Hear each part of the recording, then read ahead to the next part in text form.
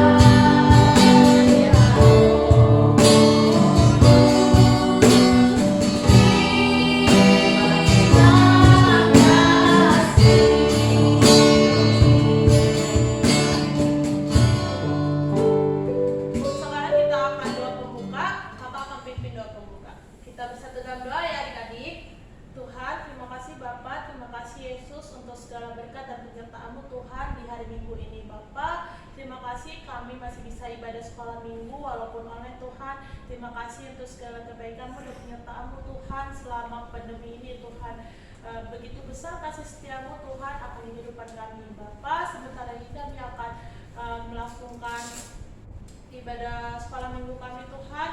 Kau berkati Tuhan ibadah ini dari awal hingga akhirnya Tuhan. Bapa, Kau juga berkati Bu Pendeta Alsina yang akan membawakan firman Tuhan. Biarlah Tuhan firman yang akan disampaikan Bu Pendeta bisa kami terapkan dan kami tanam di hati kami masing-masing Tuhan. Bapa, berkati teman-teman kami juga Tuhan dimanapun mereka berada Tuhan. Terima kasih Tuhan, terima kasih Yesus, terpujilah nama-Mu Tuhan. Amin. Shalom semuanya. Wah, kakak harap adik-adik di rumah penuh sukacita ya dan tetap semangat. Nah, kakak mau ajak adik-adik untuk bangkit berdiri di rumah masing-masing. Kita akan nyanyikan lagu Happy Ya Ya Ya dan I Love You Jesus. Semuanya masih bisa kan? Yuk kita nyanyi.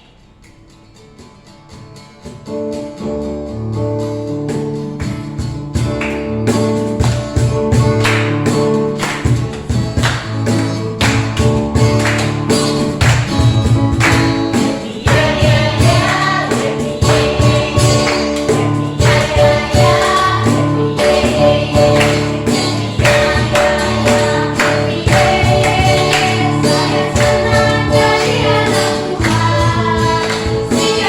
jadi kenangan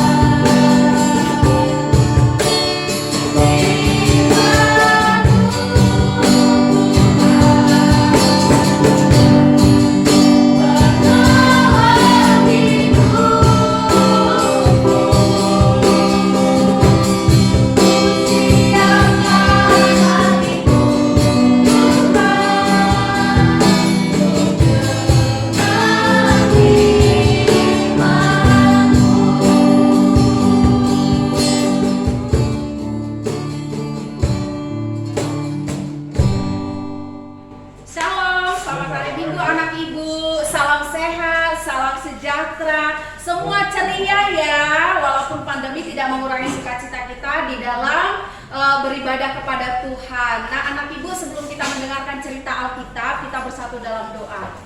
Bapak, terima kasih pada saat ini walaupun kami sekolah minggu secara online, tapi biarlah sukacita kami tetap terpelihara di dalam Tuhan ketika kami tetap tekun mengikuti ibadah kami. Terima kasih ya Tuhan, Engkau boleh berkati anak-anak kami yang sedang menyaksikan cerita Alkitab ini, supaya lewat pemberitaan firman Tuhan pada saat ini anak-anak kami sungguh semakin diberkati dan semakin percaya kepada Tuhan Yesus. Di dalam nama Yesus kami telah berdoa. Amin. Ya, firman Tuhan pada saat ini diambil dari Injil Yohanes pasalnya yang keempat, ayat yang pertama sampai ayatnya yang ke-42.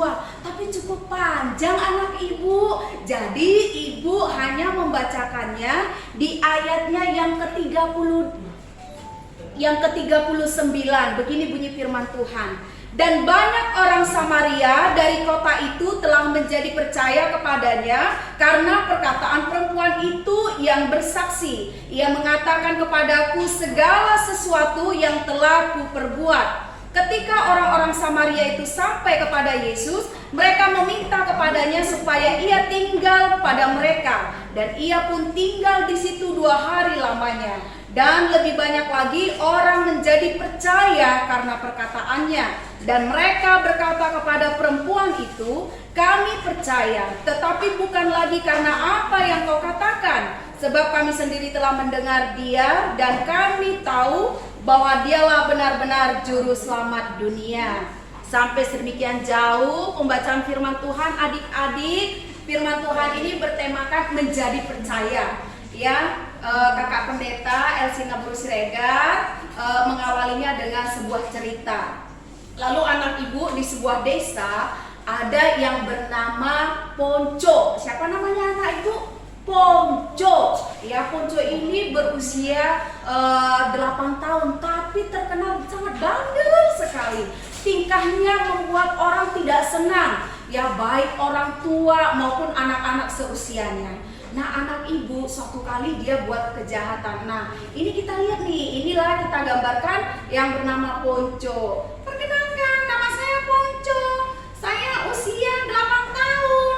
Saya orangnya bandel sekali loh teman-teman. Saya dikenal orang preman, ya. Jadi saya suka ganggu yang namanya Kiki. Iya, jadi anak ibu Ponco ini sangat nakal, suka mengganggu Kiki, ya. Kiki kadang rambutnya itu dijambak-jambak begitu ya. Lalu, aduh sakit Ponco. Tapi Ponconya anak ibu tetap melakukan kejahatan. Nanti aku bilang sama orang tuaku ya Ponco, kamu begitu jahat, kamu begitu kejam, suka narik-narik rambut Kiki. Awas, nanti saya beritahu sama ibuku. Lalu anak ibu Ponco katakan, emang gua pikirin, biar lo rasain lo. Gua kan orang paling bandel di desa ini, di kampung ini. Lo baru tahu. Nah, lalu Kiki mengadu kepada mamanya anak ibu. Lalu mamanya Kiki datang anak ibu. Dia datang. Mana itu Ponco? Hah? Mana itu Ponco? Ponco di mana? Wah, itu mamanya Kiki. Hei, Ponco, Ponco. Ya, ada apa tante? Kamu yang narik-narik rambut Kiki sampai dia nangis pulang ke rumah. Iya, emang kenapa? Baru tahu. Saya marah dengan kamu ya. Kamu tolong berubah. Lihat, kamu tidak punya teman. Kamu jahat sekali. Kami sebagai orang tua sudah banyak mendengar kabar tentangmu. Kamu orang yang paling bandel. Kamu mengesalkan. Jadi semua orang tua, khusus mama-mama, nggak suka anaknya bermain dengan kamu karena kamu menjadi contoh tiruan yang tidak baik. Ponco, kamu bertobat begitu. Lalu Ponconya katakan, emang gua pikirin, rasain kalau Kiki nangis itu bukan urusan gua. Itu kata Ponco. Lalu anak ibu suatu saat Pak Pendeta kunjungan ke rumah Ponco, ya. Lalu Pak Pendeta datang ke rumah Ponco. Lalu anak ibu mereka berbincang-bincang karena memang Pak Pendetanya sudah mengetahui kabar tentang Ponco. Halo Ponco, katanya. Oh, Pak Pendeta datang gitu. Iya. Bagaimana kabar kamu? Sehat Pak Pendeta? Iya Ponco, puji Tuhan kalau kamu sehat. Saya mendengar kabar kalau kamu itu katanya di desa kita ini suka menjahili anak-anak. Bahkan Ponco kamu tidak segan-segan menarik rambut seorang anak perempuan. Emang gua pikirin Pak Pendeta? Tidak baik. Sebagai anak Tuhan, kamu harus menunjukkan tingkah laku perbuatan yang baik. Karena sebagai anak Tuhan Yesus, kita harus menunjukkan perbuatan-perbuatan yang sangat baik. Baik terhadap orang tua, baik terhadap teman-teman. Oh begitu ya Pak Pendeta? Iya. Coba kamu lihat sekarang, kamu punya teman tidak? Saya nggak ada teman sih Pak Pendeta. Nah, kan tidak ada teman. Ingin teman? Ponco? Iya saya mau. Nah, rubah sikap kamu ya. Kamu tinggalkan perbuatan-perbuatan yang tidak baik, yang suka jahilin teman, yang suka melawan orang tua, yang tidak mendengarkan nasihat orang tua, Karena sebagai orang yang percaya sama Tuhan, hidupnya harus lebih baik, Ponco. Oh begitu ya Pak Pendeta. Oke Pak Pendeta, saya berjanji Ponco nggak akan nakal lagi, Ponco nggak akan jahili rambut Lili lagi dan teman-teman yang lain. Ponco rindu punya teman Pak Pendeta. Ponco rindu teman-teman tidak jauh dari Ponco. Ponco rindu supaya orang tua di desa ini tidak menjauhi Ponco. Jadi Pak Pendeta, terima kasih untuk nasihatnya. Ponco akan berubah. Nanti kalau ada teman Ponco yang nakal, Ponco juga akan nasihati supaya mereka tidak nakal. Ah begitu. Itu anak yang baik, anak yang manis di hadapan Tuhan. Oke Ponco, saya senang mendengar komitmenmu. Tuhan menolongmu dalam perubahan ya. Terima kasih Pak Pendeta. Tuhan juga memberkati Pak Pendeta. Terima kasih.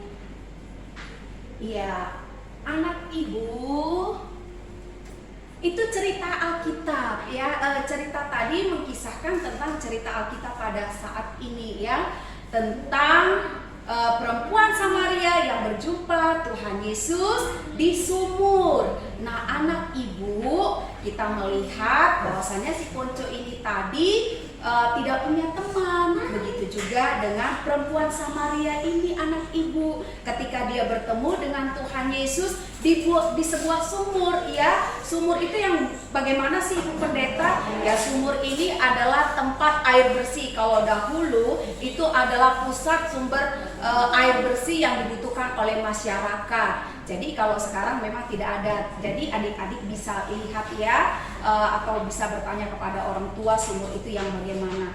Jadi anak ibu, ketika Tuhan Yesus bertemu dengan perempuan Samaria itu di sumur, perempuan Samaria ini gak punya teman karena dianggap orang yang berdosa ya, dianggap orang yang memang banyak melakukan kesalahan anak ibu, sehingga dia dikucilkan. Bayangkan cerita firman Tuhan menceritakan dia datang ke sumur itu di tengah hari.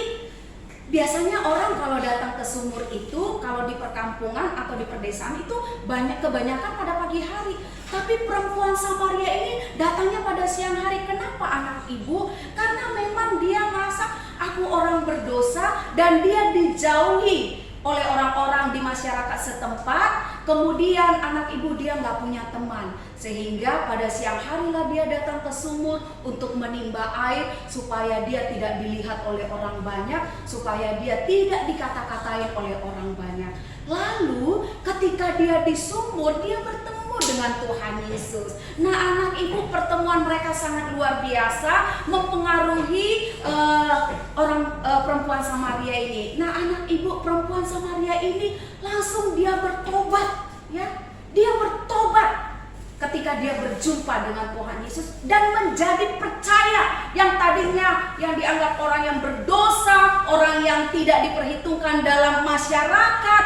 Nah, tapi ketika dia berjumpa dengan Tuhan Yesus, dia percaya kepada setiap perkataan Tuhan Yesus, lalu dia mengikuti setiap perkataan Tuhan Yesus dan dia boleh menjadi berkat. Nah, anak ibu, kita boleh melihat, kita mau pelajari hal apa saja dari firman Tuhan ini. Yang pertama, Tuhan mau pakai siapa saja menjadi alatnya. Nah anak ibu, orang yang bandel sekalipun Tuhan bisa pakai. Orang yang gak dianggap sekalipun dalam masyarakat Tuhan bisa pakai. Salah satunya itu adalah Rasul Paulus ya. Rasul Paulus juga Tuhan pakai untuk menjadi alatnya yang sangat luar biasa. Kita tahu latar belakang Rasul Paulus ini anak ibu, orang yang menganiaya pengikut Tuhan Yesus, tetapi Tuhan pakai dia menjadi alatnya. Kemudian perempuan Samaria ini orang yang gak percaya akan Tuhan, tetapi ketika berjumpa dengan Tuhan Yesus, dia menjadi percaya kepada Tuhan Yesus. Nah, dia juga menjadi berkat bagi yang lain. Nah, kalau kita temukan anak ibu, pasti kita punya teman yang jahil, yang nakal, yang berbagai macam karakter. Jangan dimusuhi ya anak ibu, tetap didoakan. Ibu pendeta, kalau ada teman saya yang jahil, saya doakan ibu pendeta. Doanya apa anak ibu? Ya, biar besok jangan sekolah lagi, biar besok jangan ketemu lagi, ya. biar Tuhan gak berkati dia. Nah, bukan begitu anak ibu doa orang Kristen, tetapi kita doakan supaya dia berubah anak ibu. Jadi jangan dijailin, ya, dibalas, jangan, doakan, ya, karena orang yang jahat sekalipun Tuhan mau pakai menjadi alatnya. Yang kedua, anak ibu, lewat firman ini kita mau belajar supaya kita tidak berbohong, ya. Apa anak ibu? Tidak berbohong. Kita baca pada ayatnya yang ke-16 sampai yang ke-18. Apa bunyi firman Tuhan? Dikatakan, kata Yesus kepadanya, pergilah, panggillah suamimu dan datanglah ke sini. Kata perempuan itu, aku tidak mempunyai suami. Kata Yesus kepadanya, tepat katamu bahwa engkau tidak mempunyai suami, sebab engkau sudah mempunyai 5 suami, dan yang ada sekarang padamu bukanlah suamimu. Dalam hal ini engkau berkata benar, ya. Dalam hal ini engkau berkata benar. Nah, anak ibu, perempuan itu berkata benar kepada Tuhan Yesus. Seharusnya dia bisa bohong, tapi dia jujur di hadapan Tuhan Yesus. Dia katakan, yang ada padaku sekarang itu memang bukan suaminya. Dia tidak punya suami. Nah, anak ibu, kita belajar dari perempuan Samaria ini, ternyata dia jujur di hadapan Tuhan. Dia tidak mau bohong. Dia beritahukan keberadaannya kepada Tuhan Yesus. Nah, anak ibu, begitu juga kita ketika datang berjumpa dengan Tuhan Yesus. Nah, ceritakan apa yang menjadi pergumulanmu, beban pikiranmu. Ceritakan sama Tuhan Yesus. Tuhan Yesus, saya rindu corona ini supaya Tuhan halau dari muka bumi. Kami rindu Tuhan Yesus supaya kami boleh ibadah lagi di gedung gereja. Harus katakan itu kepada Tuhan Yesus. Kita harus terbuka kepada Tuhan Yesus, tidak berbohong.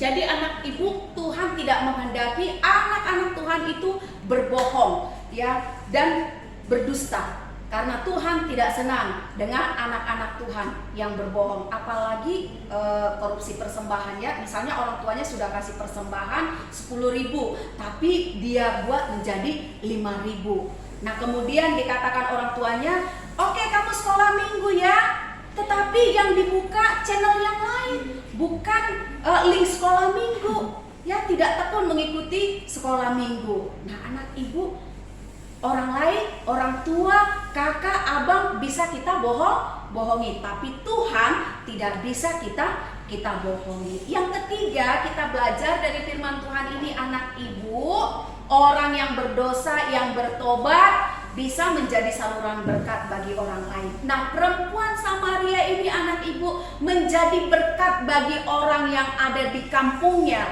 Dia menceritakan, dia berjumpa dengan Tuhan Yesus, dan orang satu kampung itu menjadi percaya kepada Tuhan Yesus. Nah, anak ibu kan percaya sama Tuhan Yesus. Kita percayakan hidup kita sepenuhnya kepada Tuhan Yesus. Kita tidak mengandalkan pikiran kita, tapi segala sesuatunya berdoa dan minta pertolongan kepada Tuhan Yesus. Di luar Tuhan Yesus, kita tidak mampu melakukan apa-apa, ya anak ibu. Saya percaya firman Tuhan ini boleh memberkati. Sama seperti cerita yang awal, si Ponco itu bertobat, lalu dia bisa menasehati temannya yang lain ketika melakukan kejahatan. Perempuan Samaria ini juga begitu. Ketika dia sudah bertobat, dia menjadi saluran berkat bagi yang lain.